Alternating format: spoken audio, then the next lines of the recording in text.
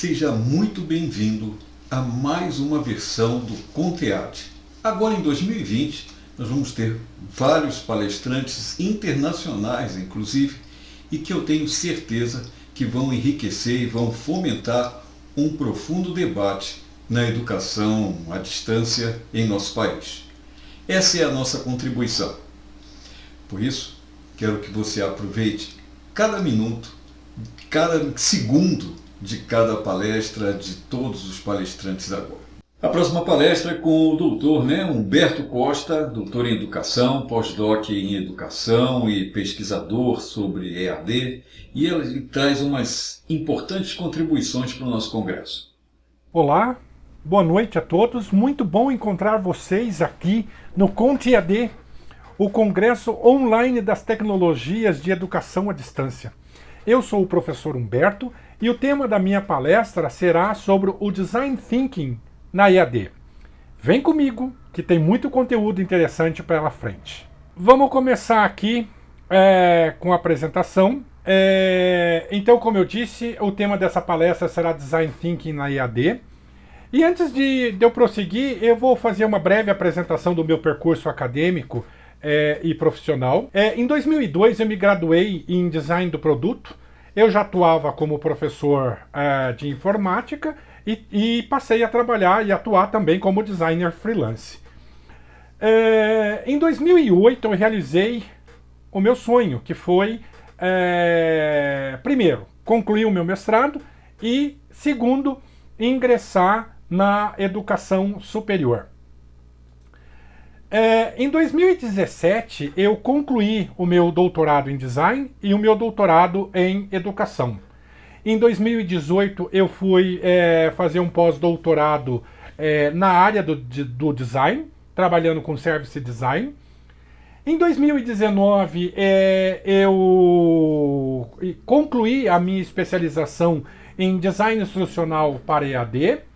E agora, em 2020, eu iniciei um pós-doutorado em educação e nesse pós-doutorado eu estou pesquisando sobre a temática da educação à distância.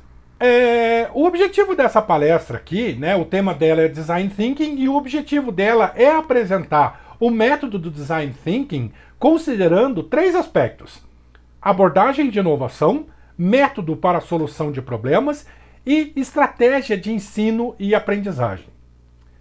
Pessoal, vejam só, esses três aspectos eles dizem respeito à educação independentemente de sua modalidade, seja a educação presencial, a educação à distância ou a educação corporativa. Vocês vão ver que o método Design Thinking ele pode ser aplicado a qualquer uma dessas modalidades da educação. Vem comigo que eu mostro mais.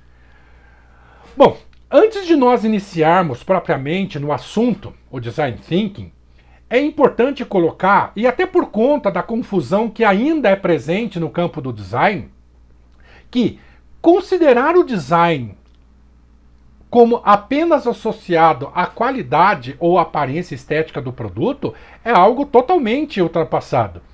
Em dias atuais, o design ele tem por objetivo máximo promover o bem-estar na vida das pessoas, seja na promoção de produtos, de processos ou de serviços. E o que isso quer dizer exatamente? Bom, em termos bastante simples, o design ele vai além da beleza estética, da funcionalidade e da tangibilidade. Claro que isso é extremamente importante no âmbito do design. Só que atualmente, o design ele volta-se para os resultados em termos de funções, valor e estética. Tanto no âmbito do material, que é o caso dos produtos tangíveis, aqueles produtos que, digamos assim, eu consigo colocar a mão, tá? Quanto no âmbito do imaterial, como é o caso dos serviços ou mesmo um diagnóstico de um contexto. Bom, e agora, entrando na questão do Design Thinking, é importante colocar que o Design Thinking, ele surge nos Estados Unidos a partir da segunda metade do século XX. E aqui no Brasil, ele passa a ser adotado no início da década de 2010, especialmente com o expressivo aumento das empresas inovadoras de base tecnológica, as chamadas startups, e com o surgimento da chamada economia criativa. O Design Thinking ele pode ser entendido como um método na medida em que fornece os meios para se chegar a um fim. Todavia, trata-se de um método iterativo que trabalha em um processo multifásico e permite interações e aprendizados constantes entre aqueles que estão envolvidos num trabalho que utiliza o Design Thinking. E isso tudo faz com que uma equipe envolvida num processo de Design Thinking esteja sempre experimentando novos caminhos, abertos a novas possibilidades e aprendendo com os erros. E é isso mesmo, aprendendo com os erros. Isso porque no cerne do Design Thinking, os erros eles são entendidos como uma importante fonte de aprendizado. Bom, dada a plasticidade do Design Thinking, ele pode ser utilizado em diferentes áreas, como ele vem sendo utilizado, né? Por exemplo, o Design Thinking é utilizado no âmbito da administração para solucionar problemas que podem estar no patamar tático, operacional ou estratégico de uma empresa. O Design Thinking também é utilizado no marketing, e ele pode auxiliar na identificação de público, na produção de conteúdos e na criação de campanhas a serem veiculadas nos mais diferentes meios, isso para citar alguns exemplos. No âmbito da educação, o Design Thinking ele pode auxiliar na criação de cursos, na produção de diferentes materiais educativos, isso tanto para a educação presencial, à distância ou corporativa. O Design Thinking também pode auxiliar no desenho da prestação de um serviço educacional. Ele pode funcionar como método para a solução de problema, pode funcionar como um método ele pode funcionar como uma estratégia de ensino e aprendizagem e assim por diante, e nós veremos muitas delas aqui. Bom, eu apresento aqui um case, tá? Referente à GE Healthcare. A GE Healthcare ela estava preocupada com o medo que as crianças tinham das máquinas de ressonância magnética. Então, ela resolveu promover uma mudança. Só que estava totalmente fora de questão qualquer modificação na máquina de ressonância. Isso porque demandaria muito tempo e investimento, né? Isso aqui é a máquina de ressonância em seu ambiente. Bom, uma equipe foi formada e utilizando o Design Thinking, essa equipe foi a campo e descobriu, junto a médicos e enfermeiros, né, aquele pessoal que lida diretamente, que está diretamente envolvido nesse ambiente, que 80% das crianças tinham de ser sedadas para que elas pudessem fazer o exame de ressonância.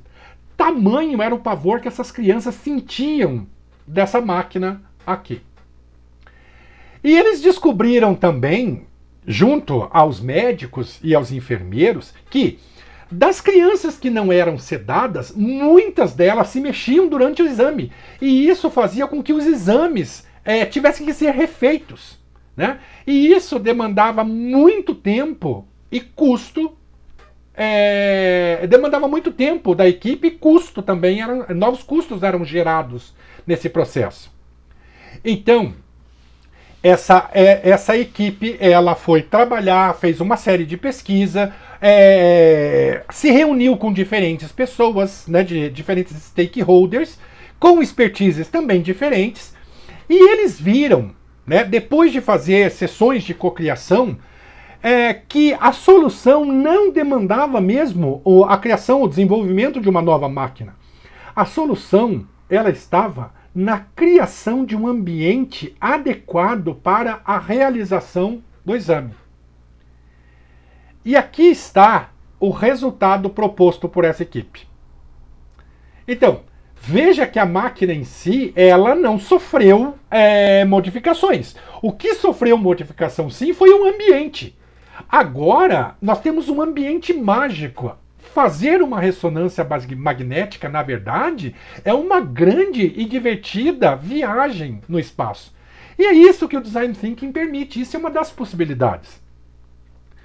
Seguindo nessa direção aqui, nós podemos perceber que o Design Thinking ele pode ajudar a promover soluções criativas e inovadoras para os problemas a serem resolvidos em diferentes âmbitos. Ok, mas como é que isso é possível? Bom, em primeiro lugar, há uma série de coisas envolvidas aqui e esse aqui remonta aos primórdios do design thinking, né?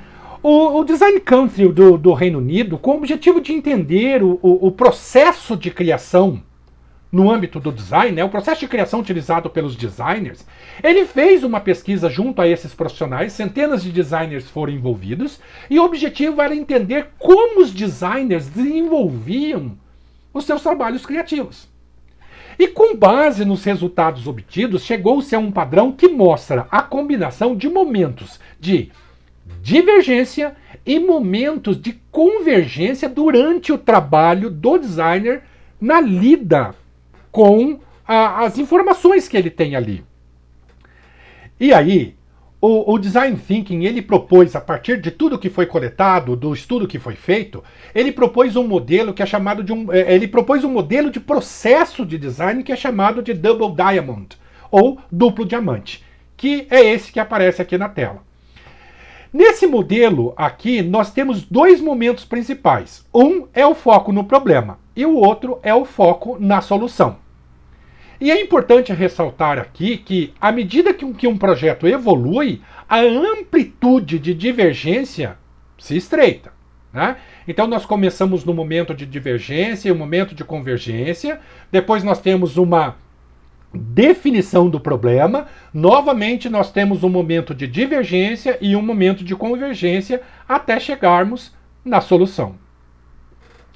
E alguém pode perguntar, né? Como o Design Thinking enquadra uma solução para um problema? Bom, a eficácia do Design Thinking está no fato de ele integrar, né? No caso aqui, enquadrando, né? Ele vai integrar o que é desejável do ponto de vista das pessoas, o que é viável do ponto de vista do negócio e o que é tecnicamente factível. E assim, nós podemos também perguntar como é que o Design Thinking ele está estruturado.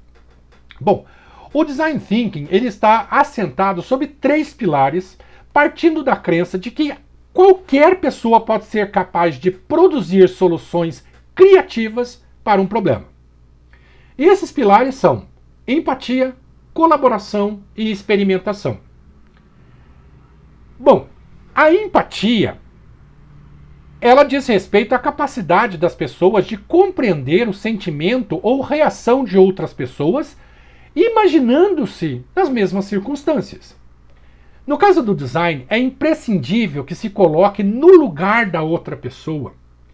Isso para que se busque compreender suas experiências vividas, o contexto social em que essa pessoa está envolvida, as dores e as necessidades dessa pessoa. E somente assim é que nós podemos compreender as reais necessidades, desejos e limitações dessas pessoas.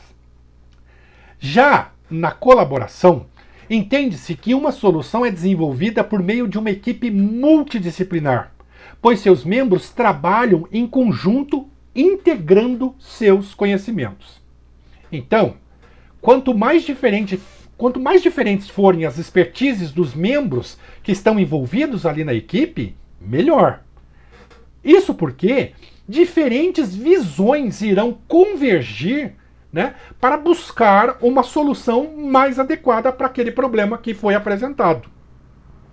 E é importante colocar que nesse pilar enfatiza-se o pertencimento e a valorização de todos os envolvidos no processo.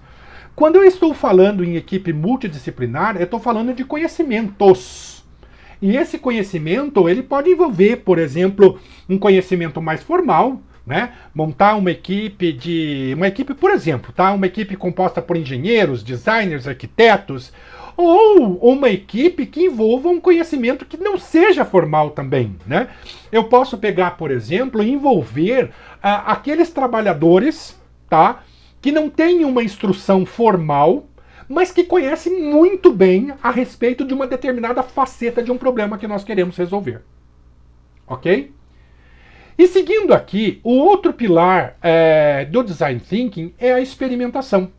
E a experimentação, ela diz respeito à primazia de se testar as soluções propostas, visando corrigir problemas que surgem antes que essas soluções sejam implementadas.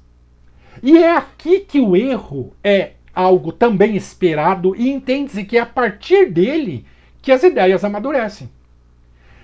Outro ponto importante, a experimentação, ela envolve a equipe e pode envolver também o usuário final, ou seja, aquele usuário para o qual uma solução será direcionada. E isso é uma ótima ideia. Por quê? Porque é nesse momento que você tem a chance de se aprender muito com esse usuário à medida com que ele experimenta as ideias e emite os seus feedbacks, e emite a sua opinião. Seguindo aqui, nós vamos encontrar vários modelos para fazer a aplicação do Design Thinking. Um dos modelos mais conhecidos, por ser o mais discutido, aplicado e também documentado, é esse modelo aqui proposto pelo Brown. E é o modelo que eu tenho a maior simpatia também. Veja que esse modelo ele é composto por 5 momentos. Nós vamos ter um momento de descoberta, de interpretação, de ideação, prototipação e testes. Vejam aqui, pessoal, que esse modelo proposto, esse modelo de processo de Design Thinking proposto pelo Brown, ele é muito similar ao duplo diamante proposto pelo Design Council, né? Nós vamos ter momentos de divergência, nós vamos ter momentos de convergência, até chegarmos numa solução. Bom, o que cada um desse momento aqui faz? De uma forma muito simplificada, eu posso dizer que o primeiro momento é o momento da descoberta e envolve compreender o problema, buscando descobrir o que realmente está por trás dele. Olha, muitas vezes o cliente chega para nós com aquilo que ele acha que é o problema que ele tem, né? Por exemplo, o meu produto não está sendo vendido satisfatoriamente no mercado. E ele quer que nós resolvamos isso. Só que nesse momento nós vamos começar a fazer uma série de intervenções, né? Então nós vamos, por exemplo, fazer uma imersão. É um momento de se criar empatia com o cliente, aprofundar tudo, buscar todas as informações que ele tem sobre aquele determinado contexto. Se for possível, conversar com o público-alvo, né? Descobrir o que está acontecendo ali. Então esse é o momento que nós estamos criando empatia com as pessoas. Então, nesse momento também há o intento de se colocar no lugar dessas pessoas com vista a compreender melhor as dificuldades, as necessidades, as dores e os desejos. Depois que nós coletamos esses dados, né, e nós podemos também, a partir desses dados, fazer uma imersão profunda, que aí é o momento que a gente vai utilizar uma série de ferramentas para descobrir muito mais dados sobre esse problema que o cliente colocou em cima da mesa para nós resolvermos, tá? Depois que nós coletamos todos esses dados aqui, a próxima tarefa é fazer um enquadramento desse problema. Será que o problema é realmente aquilo que o cliente disse que é? E veja, o enquadramento ele é muito importante porque um enquadramento equivocado de um problema, ele pode limitar o alcance de uma solução satisfatória.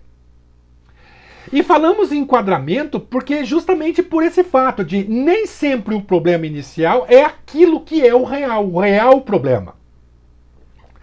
E pessoal, eu escrevi um artigo, só para citar um exemplo, tá? Eu escrevi um artigo em que uma editora acreditava que a baixa venda e a baixa aceitação de seu livro educativo, ele estava pautado na falta de um CD interativo. E depois de uma série de intervenções, foi descoberto que não era totalmente verdade o que estava acontecendo. Tá? Isso aqui é só para citar um exemplo, depois vocês dão uma olhada no artigo que eu escrevi. A referência dele está lá no final, vocês vão ter acesso a esse artigo aqui. Bom, passando para o segundo momento, Depois que nós coletamos todas as informações, que nós detemos uma série de informações, e gente, é muita informação, tá? Agora vem o momento da interpretação. E o objetivo é de sintetizar e depois analisar todos os dados que foram coletados, tá? E esses dados eu estou falando de resultado de entrevista, filmagem, fotografia e assim por diante, tá? Não dá para a gente falar de tudo isso daqui, porque, veja, em cada etapa disso aqui nós vamos utilizar nós temos à disposição uma série de ferramentas que vão nos auxiliar, que vão nos ajudar em cada uma dessas etapas aqui. Bom, acerca da interpretação, é importante colocar que tão fundamental quanto coletar informações é saber interpretá-las. Ora, informação em excesso, sem o devido tratamento e sem a devida análise, elas mais atrapalham do que ajudam, tá? E outro ponto importante, o momento da interpretação, ele é considerado por muitos como o momento mais denso do projeto. Então, nós devemos ter em mente que buscamos, através de dados e evidências, encontrar interpretações relevantes para gerar insights significativos. E isso aqui vai tudo para o próximo momento, que é o momento da ideação. Então veja, nós fizemos a descoberta, nós temos a interpretação, fizemos toda uma análise e sintetizamos os dados, agora nós vamos gerar ideias a partir desses dados aqui. E aqui o objetivo é gerar o maior número possível de ideias. Num primeiro momento, a equipe vai gerar muitas ideias, e depois, num segundo momento, nós vamos fazer uma filtragem dessas ideias usando as lentes do Design Thinking. O objetivo é selecionar somente aquelas ideias que passam pelas lentes do Design Thinking, né? Ou seja, aquelas ideias que se mostram viáveis, desejáveis e factíveis. O quarto momento é o momento da prototipação, e esse aqui é o momento em que nós vamos dar vida às ideias que foram selecionadas. Eu estou falando em ideias aqui porque pode ser mais de uma ideia, tá, pessoal? E é bem provável que seja mesmo mais de uma ideia. E agora nós vamos prototipar essas ideias. Os protótipos, eles permitem que as ideias elas sejam apresentadas para o mundo, né? E também o protótipo ele permite que nós vejamos as forças e as fraquezas dessas ideias.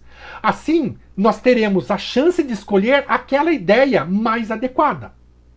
Na ideação, nós já fizemos um filtro. Na prototipação, nós vamos fazer outro filtro também. Provavelmente, nem todas as ideias que passaram da ideação para a prototipação se mostrarão as mais viáveis, né? Então, já faz uma seleção aqui.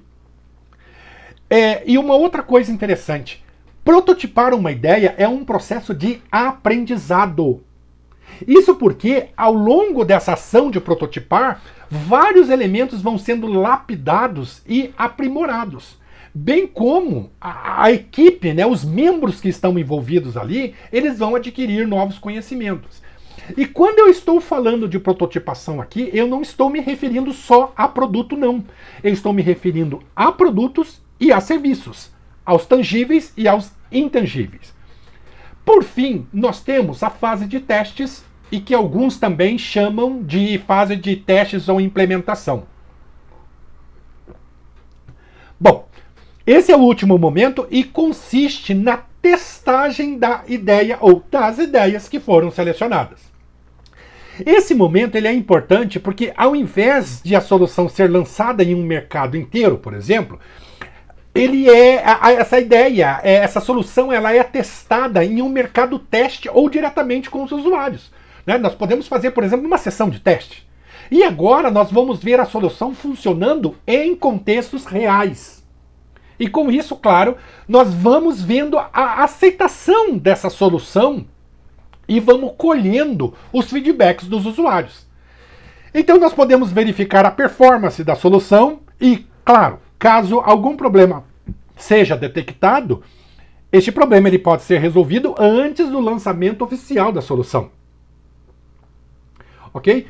E só para finalizar essa exposição aqui, pessoal, embora eu tenha colocado nessa imagem, embora esse modelo aqui, né, mostre um processo que sugere a ideia de linearidade, é importante deixar claro que no modelo de Design Thinking, ou neste modelo de processo de Design Thinking, os momentos eles são iterativos. Isso quer dizer que, por exemplo, caso eu detecte alguma necessidade, algum problema que eu posso voltar no momento anterior, por exemplo, tá? Ou até aqui na fase de descoberta, resolver esse problema e voltar imediatamente para o próximo, para o momento que eu tinha parado. Isso é a característica iterativa desse modelo do Design Thinking. Aliás, do Design Thinking de uma forma geral. Bom, depois de ter falado sobre isso aqui, eu posso passar para as 3 abordagens que eu tinha proposto lá no início, né, que seriam tratados nessa apresentação aqui, nessa palestra aqui. Então, primeiramente, eu vou falar acerca da abordagem de inovação, ou seja, o Design Thinking como uma abordagem para a inovação. E aqui está uma das aplicações mais interessantes do Design Thinking na educação. Aliás, né, no campo educacional, desde 1960, a inovação ela tornou-se foco de interesses entre educadores e pesquisadores. E outra, é importante ter em mente o conceito de inovação. Eu, particularmente, entendo que a inovação é tanto o processo que ocorre enquanto a inovação é concebida, quanto o resultado derivado dessa inovação concretizada em um contexto real. E também eu entendo a inovação no âmbito educacional como sendo um processo de conhecimento que está em constante aperfeiçoamento, que leva a novas ideias, novos conhecimentos e novas práticas aplicáveis à vida profissional. Então, nesse aspecto aqui, a ideia é fazer a ponte entre o contexto educacional e o mundo do trabalho, com métodos inovadores que apliquem os processos, equipamentos utilizados pela empresa em um ambiente de aprendizagem controlado. E esse é justamente o nosso maior desafio, né? As práticas educacionais, de maneira geral, elas necessitam se adequar aos desafios contemporâneos, especialmente no que tange ao desenvolvimento de uma nova geração de profissionais cuja concepção de adoção, produção e utilização de conhecimentos sejam capazes de se traduzir em desempenho profissional inovador e que visem a geração de valor. E isso vale especialmente para a educação à distância. E outra coisa importante, né? Nós não podemos perder de vista que o profissional do futuro, bom, eu não sei bem se é do futuro não, eu acho que o profissional do presente, ele não será aquele que sabe mais. O profissional será aquele que melhor consegue operacionalizar o conhecimento que ele detém. Ou seja, aquele profissional que valoriza e que entende o que é o aprender a aprender. Outro ponto importante que tem espaço para inovação e que pode empregar o Design Thinking no processo diz respeito à adaptação às características dos alunos e às respostas ao seu desenvolvimento. E um case que eu posso citar aqui é do professor Michael Schurn, que atua numa escola nova-iorquina, o equivalente ao nosso ensino médio, né? O professor Michael Schurn estava muito preocupado com o ambiente de aprendizagem que os alunos estavam inseridos. Então, ele usou o Design Thinking, né? Ele utilizou o processo de Design Thinking e reuniu os seus pares, né, os seus colegas professores. Ele envolveu os demais colaboradores da escola e as crianças e, usando da cocriação, né, ele desenvolveu ambientes que fossem estimulantes para a aprendizagem. Tá? Então aqui eu coloquei 2 imagens que mostram o resultado que o professor Michael chegou. Isso daqui é um exemplo de inovação. Bom, seguindo aqui, a segunda abordagem que eu trouxe é o emprego do Design Thinking na solução de problemas complexos, ou aquilo que é chamado de wicked problems. Veja, a educação, e independentemente da modalidade da educação, ela está permeada por esse tipo de problema, por esses problemas complexos, os quais podem ser identificados dentro das salas de aulas, nos processos de educação, nos processos de gestão educacional ou de gestão acadêmica, nas relações entre a instituição de ensino e a sociedade, e isso só para citar alguns desses problemas que são complexos, né? Desculpa. E o que faz o Design Thinking um método adequado à solução desses wicked problems educacionais? Gente, isso é basicamente fácil de responder. As pessoas que conhecem e que usam o Design Thinking, elas adotam um modo de pensar que os capacita a criar soluções que são desejáveis, viáveis e praticáveis. E tais pessoas também reconhecem o valor da tentativa e erro, de aproximações sucessivas, de análise da relação meio-fins, da decomposição do problema, descrição e ou representação desses problemas, e também elas buscam um aprimoramento cauteloso da solução. Ademais, gente, dada as suas características, o Design Thinking ele se apresenta como um método adequado para a educação, uma vez que ele busca por soluções de problemas a partir da prática da empatia. A prática da empatia, ela coloca as pessoas envolvidas no centro do processo e dentro do contexto em que ocorrem esses problemas. Eu posso citar um case aqui que é da Netix Educação Digital. A Netix, ela é uma empresa voltada à educação de crianças e adolescentes para o uso ético e o uso seguro da internet, com o objetivo de firmar e inspirar comportamentos que são positivos e saudáveis na interação das crianças e adolescentes com a tecnologia da informação e comunicação. Em 2015, a Netix, em parceria com o Sindicato dos Estabelecimentos de Ensino do Estado de São Paulo, ela usou o Design Thinking e promoveu, dentre outras ações, um workshop para buscar soluções para um terrível wicked problem, que é o compartilhamento digital de conteúdos íntimos entre os alunos. Para resumir, o resultado foi a criação de estratégias práticas, variadas e criativas, principalmente de prevenção e de envolvimento das famílias na lida com esse problema complexo do compartilhamento de imagens íntimas envolvendo alunos. Bom, a terceira abordagem, ela diz respeito ao uso do Design Thinking como estratégia de ensino e aprendizagem. Ora, de forma geral, nós podemos dizer que todo o curso ele é permeado por uma visão de ensino, aprendizagem e avaliação que será adotada durante a concepção, planejamento e oferta do curso. Com base nessa visão, diversos modelos de cursos podem ser criados. E eu posso citar como exemplo os cursos que focam somente na transmissão de informações, e posso citar também como exemplo os cursos que focam no desenvolvimento de um projeto colaborativo.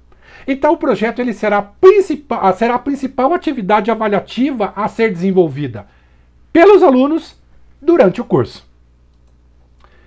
Bom, seguindo aqui, nós vemos que as instituições de ensino, bom, isso é o que eu penso e eu tenho certeza que muita gente está pensando nisso aqui também.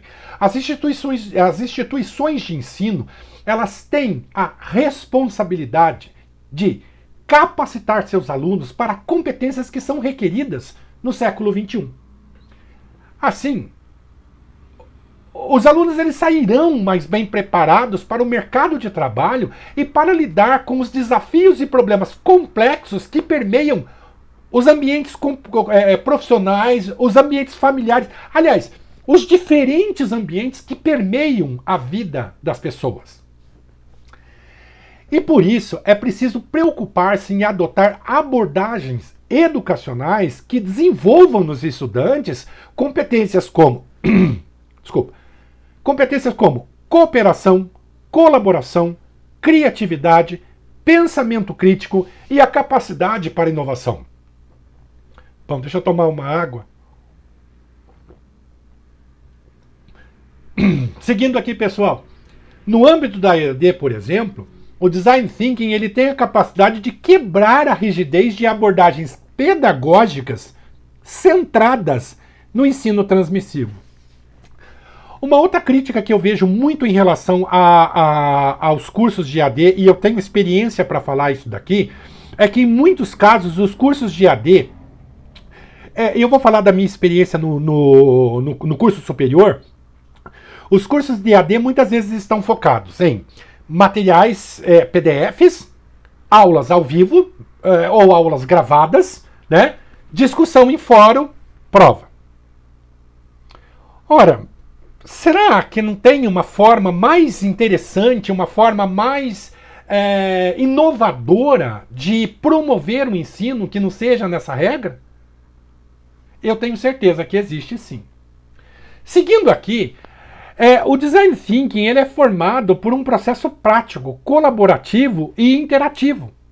E quando é adotado como estratégia de ensino e aprendizagem, ele permite que os alunos trabalhem em grupo, buscando soluções para problemas reais identificados em um contexto específico. Veja como essa perspectiva aqui, ela pode auxiliar a educação independentemente da sua modalidade. Bom, cabe também colocar que quando o Design Thinking é adotado como estratégia de aprendizagem ativa, os alunos eles têm a possibilidade de propor soluções e gerar protótipos que materializam as soluções encontradas para um determinado problema. Imagina, por exemplo, como é que a gente pode usar o Design Thinking para ensinar um idioma. Bom, em qualquer curso que adota o Design Thinking como estratégia de ensino e de aprendizagem, é fundamental integrar os vários elementos que compõem o processo educacional. E são eles: o ensino, a aprendizagem e a avaliação da aprendizagem. Bom, pessoal, eu espero que vocês tenham gostado. Embora o tema da palestra, né, como eu mostrei lá no começo, era Design Thinking na EAD, na verdade, eu procurei mostrar as três abordagens que podem ser utilizadas independentemente da modalidade da educação. E aqui eu listo todas as referências que foram utilizadas na construção deste material. E também ela deve ser vista como uma bibliografia mínima, mas uma bibliografia sobre esse tema do Design Thinking.